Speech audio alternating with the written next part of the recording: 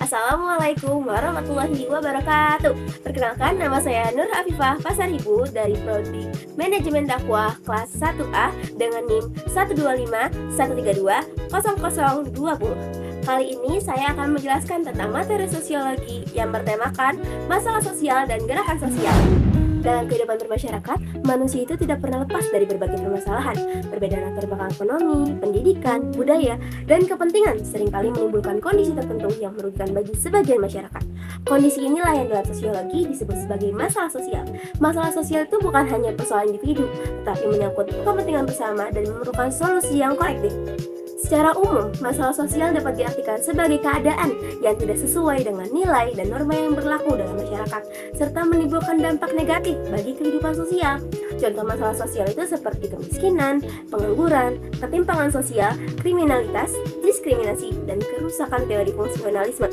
Nah, menurut teori fungsionalisme yang dikemukakan oleh Emile Durkheim, masyarakat dipandang sebagai suatu sistem yang terdiri dari bagian-bagian atau lembaga sosial yang saling berkaitan, seperti keluarga, pendidikan, ekonomi, agama, dan pemerintah. Setiap lembaga ini memiliki fungsi masing-masing untuk menjaga keteraturan dan keseimbangan sosial. Nah, masalah sosial ini muncul ketika salah satu lembaga sosial tidak menjalankan fungsinya dengan baik. Misalnya, seperti ketika lembaga pendidikan tidak mampu membekali individu dengan keterampilan yang cukup, maka akan berdampak pada meningkatnya pengangguran. Nah, pengangguran ini kemudian dapat memicu masalah sosial lainnya, seperti kemiskinan dan kriminalitas. Dalam pandangan fungsionalisme, masalah sosial dianggap sebagai tanda adanya ketidakseimbangan sosial yang perlu diperbaiki agar masyarakat kembali harmonis. Nah, berbeda dengan fungsionalisme, teori konflik yang dipelopori oleh Karl Marx memandang masyarakat sebagai arena pertentangan antara kelompok yang memiliki kepentingan berbeda. Nah, masalah sosial ini tuh muncul karena adanya ketimpangan dalam distribusi kekuasaan, status, dan sumber daya ekonomi. Menurut teori ini, kelompok yang berkuasa tuh cenderung membuat aturan dan kebijakan yang menguntungkan dirinya sendiri, sementara kelompok-kelompok lainnya itu lebih sering dirugikan. Akibatnya, muncul berbagai masalah sosial seperti kemiskinan struktural, eksploitasi tenaga kerja, dan ketidakadilan sosial. Dalam perspektif konflik, masalah sosial bukanlah sesuatu yang netral, melainkan hasil dari struktur sosial yang tidak adil. Lalu, sementara itu ada yang namanya teori interaksionisme simbolik yang melihat masalah sosial dari sudut pandang interaksi sehari-hari. Menurut teori ini, suatu kondisi disebut masalah sosial karena adanya kesepakatan bersama dalam masyarakat melalui proses interaksi dan pemberian makna. Media massa, bahasa, simbol, dan opini publik sangat berperan dalam membentuk persepsi masyarakat. Contohnya seperti kemiskinan bisa dianggap sebagai masalah sosial karena masyarakat sepakat bahwa kondisi tersebut tidak layak dan perlu untuk ditangani. Dengan kata lain, masalah sosial ini tidak hanya dilihat dari dampaknya, tetapi juga dari bagaimana masyarakat memaknainya. Dari berbagai masalah sosial tersebut, muncullah yang dinamakan dengan gerakan sosial. Gerakan sosial itu apa? Gerakan sosial adalah tindakan kolektif yang dilakukan oleh sekelompok orang untuk menuntut perubahan, baik dalam bentuk kebijakan, perilaku masyarakat, maupun struktur sosial.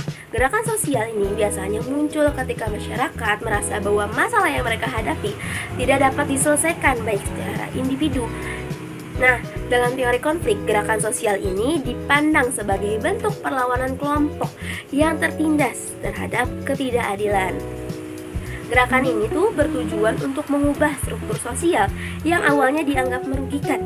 Dalam teori fungsionalisme, gerakan sosial ini berfungsi sebagai alat koreksi sosial, yaitu membantu masyarakat menyesuaikan diri dan mengembalikan keseimbangan sosial. Sedangkan menurut interaksionisme simbolik, gerakan sosial itu berkembang melalui komunikasi, simbol, dan identitas bersama yang memperkuat solidaritas antar anggota. Apa sih contoh dari teori ini yang ada dalam kehidupan sehari-hari? Nah, contohnya itu seperti gerakan peduli lingkungan. Nah, masalah sosial yang melatar belakanginya adalah pencemaran lingkungan, penumpukan sampah, dan penggunaan plastik yang berlebihan, serta meningkatnya bencana seperti banjir. Nah, masalah ini tuh muncul akibat kurangnya kesadaran masyarakat, lemahnya pengelolaan sampah, dan kebijakan yang belum sepenuhnya berpihak pada kelestarian lingkungan. Dampak ini dirasakan langsung oleh masyarakat sekitar, seperti lingkungan yang kotor, gangguan kesehatan, dan rusaknya ekosistem. Contohnya saat ini tuh seperti di Ciputat. Nah, sebagai respon harusnya muncul berbagai gerakan sosial, mulai dari komunitas peduli lingkungan, aksi bersih sungai dan pantai, kampanye pengurangan plastik sekali pakai, hingga edukasi lingkungan sosial melalui media sosial. Banyak anak muda yang terlibat aktif dengan menyebarkan pesan kepedulian lingkungan melalui poster, slogan, dan tagar. Nah, jika dilihat dari teori konflik, gerakan ini tuh muncul karena masyarakat merasa dirugikan oleh praktek dan kebijakan yang merusak lingkungan. Dari sudut pandang fungsionalisme, gerakan peduli lingkungan ini berfungsi untuk memperbaiki ketidakseimbangan sosial akibat kerusakan alam. Sementara, menurut interaksionisme simbolik, penggunaan simbol dan kampanye media sosial membantu membangun kesadaran dan identitas bersama dalam gerakan tersebut.